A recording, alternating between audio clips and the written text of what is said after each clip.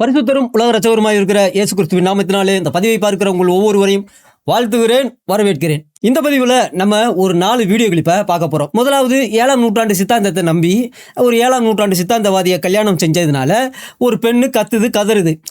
அது என்ன ஏது அப்படிங்கிறத பார்க்க போகிறோம். அதுக்கடுத்து ஆப்கானிஸ்தானில் 7ஆம் நூற்றாண்டு சித்தாந்தவாதிகளுக்கு பெண்ணாக பிறந்தா எப்படிப்பட்ட ஒரு கொடூரத்தை அனுபவிக்க வேண்டியது வரும் அப்படிங்கிறத ஒரு பெண்ணு சொல்லுது. அதையும் நம்ம பார்க்க போகிறோம்.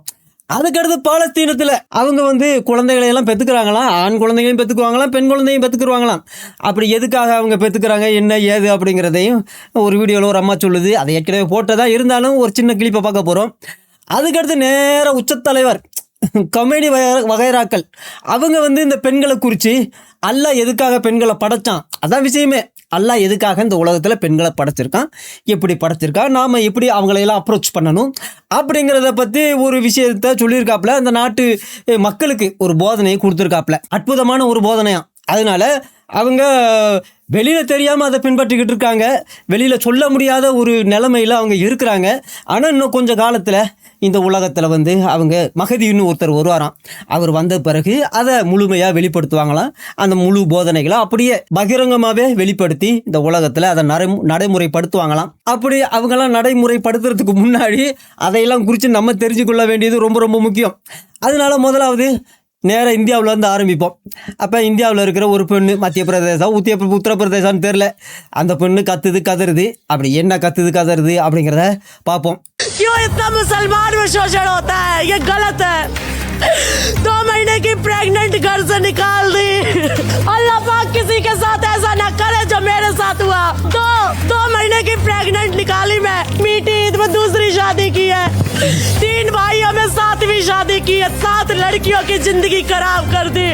सर, एक बीबी के होते हुए दूसरी बीबी रख सकते हैं? क्यों रख सकते? क्यों रख सकते? क्यों नहीं रख सकते? அதானே அதிசயமான விஷயம் தான். அதாவது அந்த பொண்ணு கல்யாணம் பண்ணியிருக்கு. கல்யாணம் பண்ண உடனே 1 வருஷமும் 3 மாசமும் ஆயிருக்கு.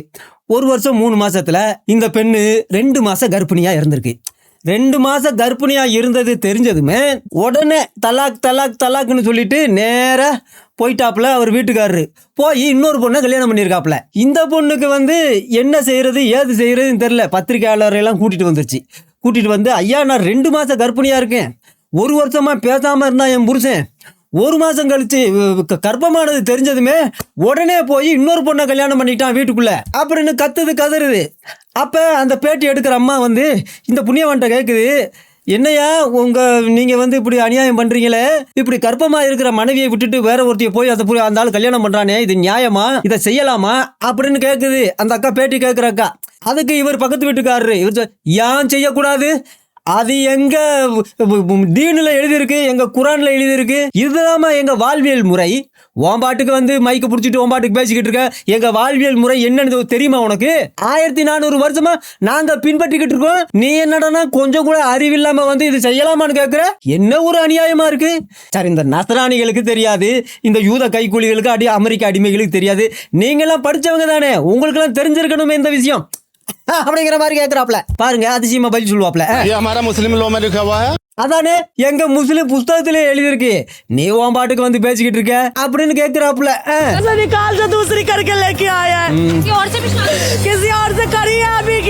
அதை விட அவனுக்கு 3 அண்ணன் தம்பி இருக்காங்களாம்.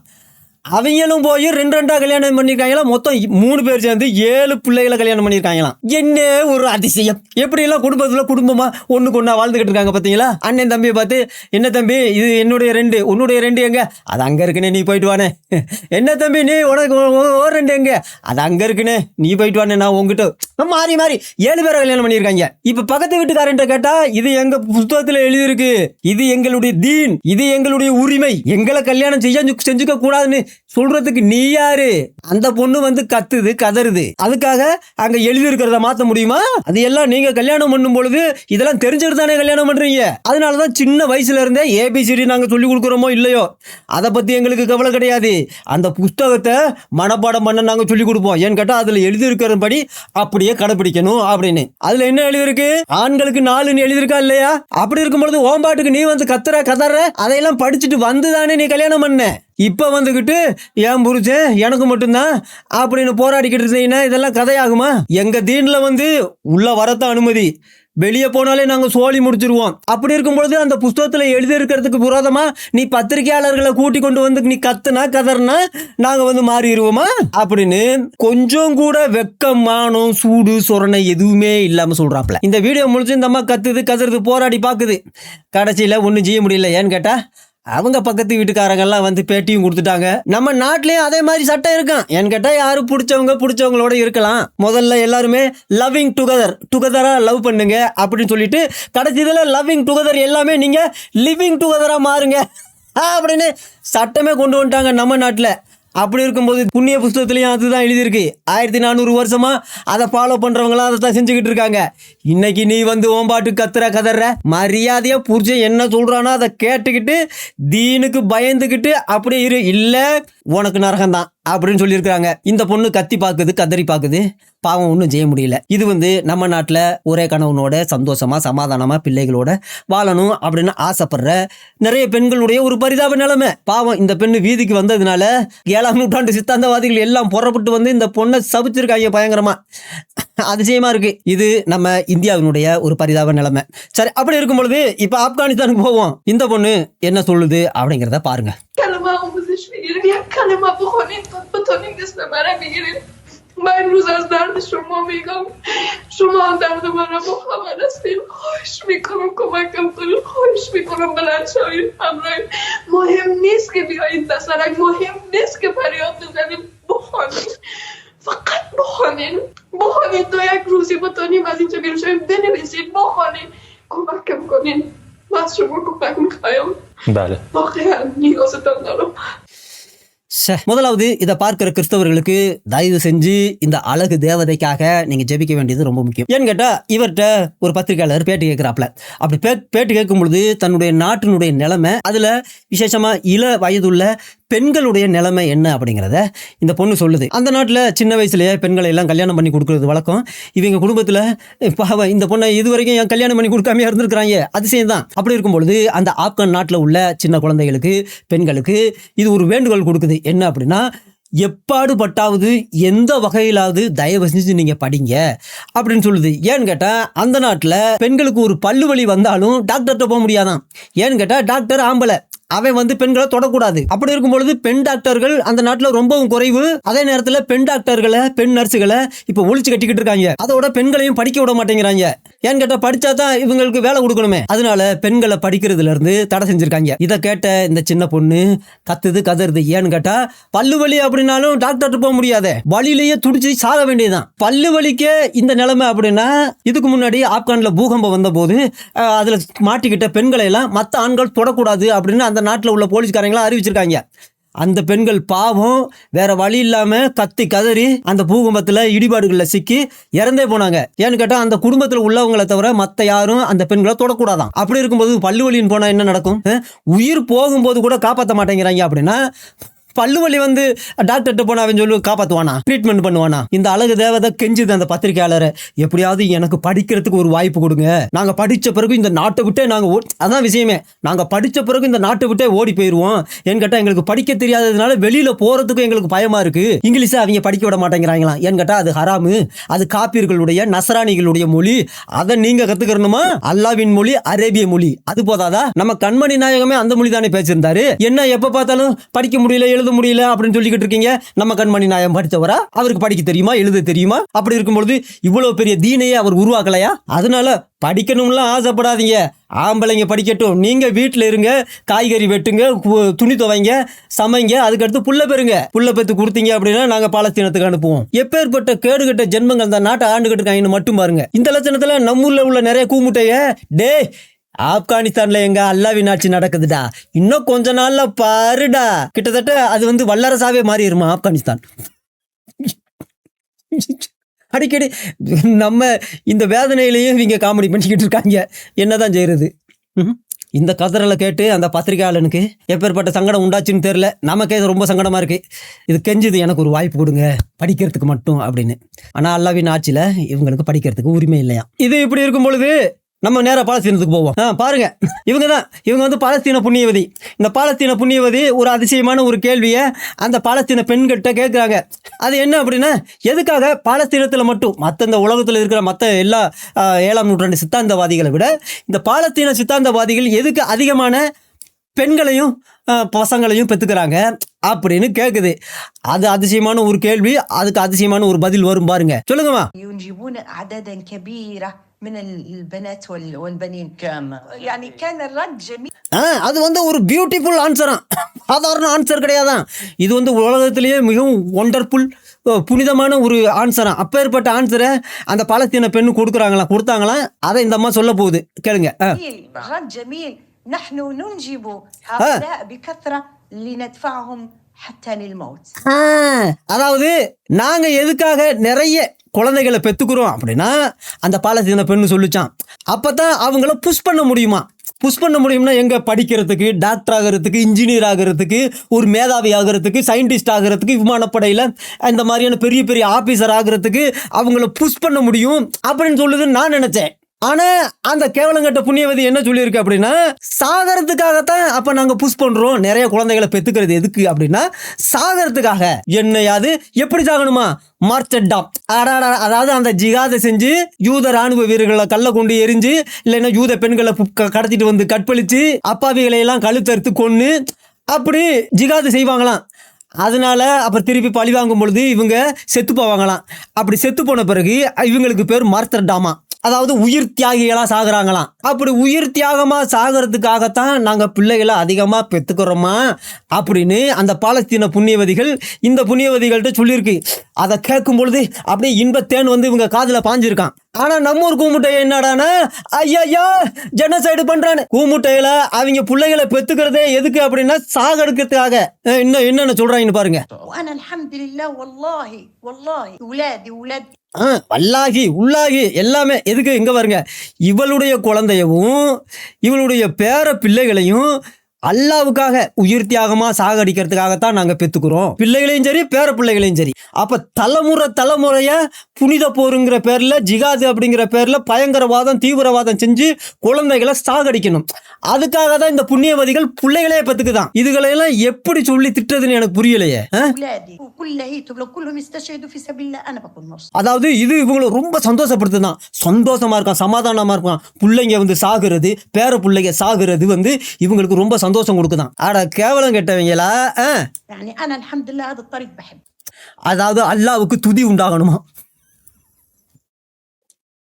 ஏன்னு கேட்டா அல்லாஹ் வந்து இந்த வழியை தான் நாங்கள் வந்து அதிகமாக இவங்க நேசிக்கிறாங்களாம், அன்பு கூறுறாங்களாம். ஏன்னு கேட்டால் அவங்க ரொம்ப ஃபீல் பண்ணுறாங்களாம். என்ன அப்படின்னா இந்த ரோடு தான், எந்த ரோடு, இந்த ஜிகாது செய்கிறது, யூத பெண்களை கடத்திட்டு வந்து கற்பழிக்கிறது, கழுத்தறுக்கிறது, ஏவுகணைகளை அனுப்புறது, இல்லை எங்கே ஏவுகணை விழுகுதோ அங்கே கொண்டு போய் குழந்தைகளை வைக்கிறது, அந்த மாதிரியான காரியங்களை செஞ்சு இவங்க ரொம்ப ஹாப்பியாக ஃபீல் பண்ணுறாங்களாம்.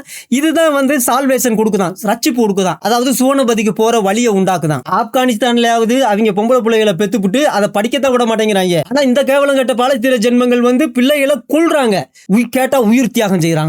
அது வந்து நேரா ரட்சிப்புக்கு வழியாம், எங்க சுவனபதி போறதுக்கு வழியாம். அப்படி என்ன உனக்கு வந்து சுவனபதி வேண்டி கிடக்கு? அப்படி வந்து உனக்கு வந்து 72 கட்டிலங்காளைகள் சுவனபதியில உனக்கு அவசியமா? கூர்லினா அதாவது சுரூப கண்களை உடைய கட்டிலங்காளைகள் தான் இவங்களுக்கு கிடைக்குமா? அதுக்கு நீ போய் சாகு, குழந்தைகளை பெத்து அவங்கள சாகடிச்சிட்டு அதுல பெருமை வேற இவங்களுக்கு. இதுல அவங்க ரிவார்டு வேற கொடுப்பாங்களா இவங்களுக்கு, ரிவார்டு அதையெல்லாம் வாங்கிக்கிட்டு இவங்க ரொம்ப சந்தோஷமா இருக்கிறது. அப்ப எப்பேற்பட்ட கேவலமான கொடூரமான ஒரு மனநிலையோட இந்த பாலஸ்தீனத்தில் இருக்கிற இந்த கேடுகட்ட ஜென்மங்கள் வாழ்ந்துகிட்டு இருக்காங்க அப்படிங்கறத மட்டும் பாருங்க. இதைத்தான் நம்ம ஊர்ல உள்ள கூமுட்டைகள்லாம், எங்க பாலஸ்தீன பெண்களுடைய ஈமானை பத்தி தெரியுமா? வானலாவிய ஈமான்டா, வானலாவிய ஈமானா இதுதானா? இவங்களுக்கு எல்லாம் வெக்கம் சூடு சொரணை இருந்தா இந்த மாதிரி எல்லாம் சொல்லுவாங்களா? இன்னொரு அக்கா என்னமோ சொல்லுது, அதை கேட்போம்.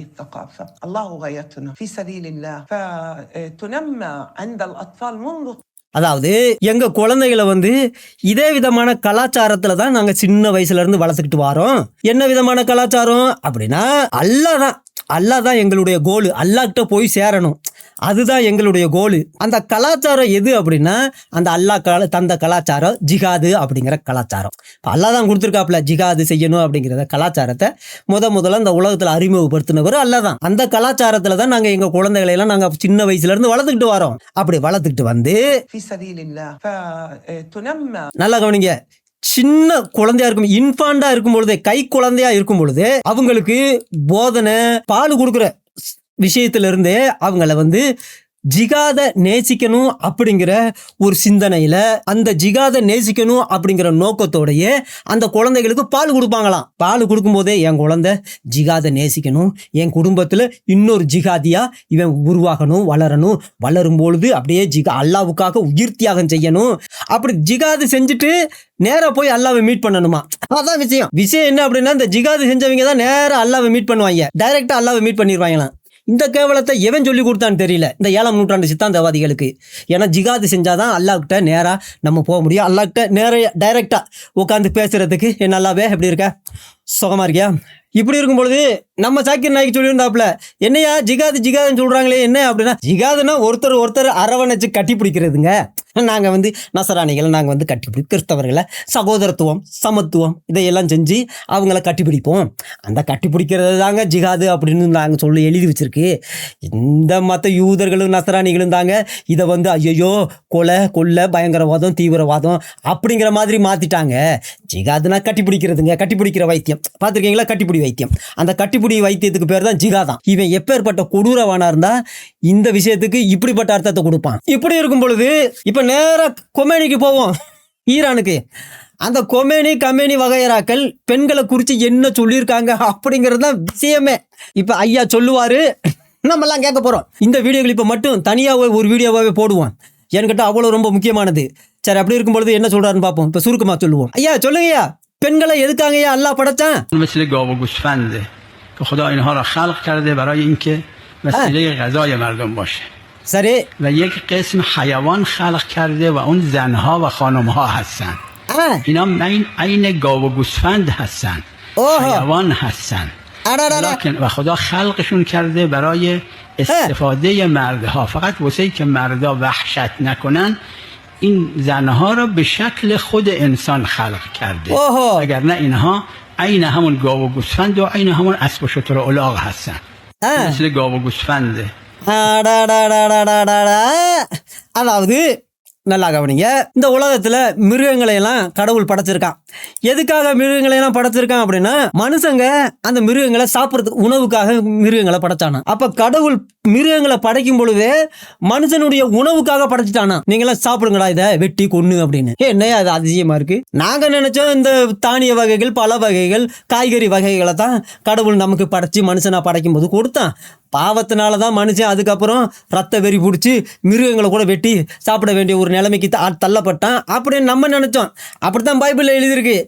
ஆனா இவங்களுக்கு ஒரு புண்ணிய புஸ்தகம் இருக்கு. அந்த புஸ்தகத்துல என்ன எழுதியிருக்கு அப்படின்னா, அல்லாஹ் வந்து இந்த உலகத்தை படைச்சிட்டு மிருகங்களையும் படைச்சிருக்கான்.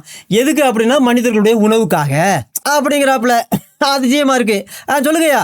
خلق کرده برای اینکه وسیله غذای مردم باشه و یک قسم حیوان خلق. நல்லா கவனிங்க, கடவுள் அதுக்கப்புறம் ஒரு அதிசயமான வேற ஒரு டைப்பு, இந்த உலகத்திலேயே படைக்கப்படாத வேற ஒரு டைப்ல ஒரு மிருகங்களை படைச்சானா, ஒரு மிருக இனத்தை. அந்த மிருக இனம் யாரு அப்படின்னா பெண்களாம். அதிசயமா இருக்கே. சரி. کرده و اون زنها و خانمها هستن. اینا عین گاو. அதாவது அவங்க வந்து எப்படி ஆடு மாடுகள் எப்படி இருக்கோ அதே போலதானா, வேற எந்த ஒரு வித்தியாசமும் கிடையாதான். சரி. گوسفند هستن. حیوان هستن. அவங்கெல்லாம் வந்து அனிமலாம் மிருகங்களாம். நீங்க வந்து பெண்களை வந்து வேற மனுஷ ஜென்மத்தோட சேர்க்காதீங்க, அவங்க வந்து மிருக ஜென்மத்தை சேர்ந்தவங்க அப்படிங்கிறாப்புல. சரிங்கய்யா. ولكن و خدا خلقشون کرده. எதுக்காக அப்படி இருக்கும் பொழுது மிருக இனத்தை எதுக்காக அந்த இனத்தை ஒரு வேற ஒரு டைப்பா படைக்கணும் அப்படின்னா, அல்லாஹ் எதுக்காக படைச்சிருக்காரு அப்படின்னா மனிதர்களுடைய உபயோகத்துக்காக. அவங்க வந்து ஒரு மிருகங்களை போல எப்படி மாடு பால் கொடுக்குது, ஆடை வந்து வெட்டி சாப்பிட்றோம், கழுதைகள் எப்படி பொதி சுமக்குது, குதிரைகள் எப்படி நம்ம ரைடு பண்றோம், நமக்கு தேவையான அதெல்லாம் ஒரு ப்ராப்பர்ட்டி தானே. அதே போலதான் பெண்கள் மனிதர்களுடைய ஆண்களுடைய உபயோகத்திற்காக யூஸுக்காக படைக்கப்பட்டவங்களாம். சரி. برای استفاده مردها. ஆனா அல்லாஹ் வந்து இந்த பெண்களை எப்படி படைச்சு விட்டான் அப்படின்னா மனித இனம் போல ஹியூமனை போல படைச்சிட்டானா. அதான இப்ப விஷயமே, அதான் பெரிய பிரச்சனையா இருக்கான் இப்ப. அப்படி அல்லாஹ் படைச்சது ஏன் இப்படி எங்க இனத்தோட ஏன் சேர்த்து படைக்கிற, அதை ஒரு மிருக இனமாவே படைச்சிருக்க வேண்டியதானே அப்படின்னு எல்லாம் கேட்கறாங்களாம். அப்பதான் யாரு வந்து எதுக்காக என்ன வந்து விவாகரத்து செய்யற, எதுக்காக என்ன படிக்க வைக்க மாட்டேங்கிற, எதுக்காக என்ன ஜெகாது செய்ய வைக்கிற, எனக்கு எதுக்காக என்ன எப்ப பார்த்தாலும் வீட்டு வேலைகளுக்காக உபயோகிக்கிற, எதுக்காக தலையில இருந்து கால் வரைக்கும் நாங்க மட்டும் மூடிக்கணும் அப்படின்லாம் இப்ப பெண்கள் கேட்க வேண்டியது தேவையில்லை. இல்ல அவங்கள ஒரு மிருக இனமாவே படைச்சிருந்தா பிரச்சனை இல்லையா, அவங்களையெல்லாம் பார்க்கறதுக்கு மிருகமாவே படைச்சிருந்தா பிரச்சனை இல்லையா. ஆனா மனுஷ ரூபத்துல அல்லாஹ் படைச்சு விட்டானா, அதுதான் இப்ப எல்லாத்துக்கும் பிரச்சனையா. அதுதான் ஹியூமன் ஃபார்ம்ல வந்து அல்லாஹ் படைச்சு விட்டான். அப்புறம் அவரே பதில் சொல்றாப்புல எதுக்காக ஹியூமன் ஃபார்ம்ல படைச்சிட்டான் அப்படின்னா, அப்ப வந்து ஆண்கள் வந்து பயப்படாம இருப்பாங்க. யோசிச்சு பாருங்க, நாய் மாதிரி படைச்சிருந்தான்னு வச்சுக்க பெண்களை, அப்போ அதை பார்க்கும்பொழுது ஆம்பளை பயப்படுவானா பயப்பட மாட்டானா, அதை கூட்டிகிட்டு போகும்பொழுது எங்கேயும் கழுத்தில் சங்கிலியெல்லாம் கட்டி கூட்டிக்கிட்டு போகுது அவன் பயப்படுவான், கொஞ்சம் பயம் உண்டாகும். ஏன்னு கேட்டால் கருப்பு நாய்களை கண்டு நம்ம கண்மணி நாயகமே பயங்கரமாக பாய்ந்துட்டாப்ல.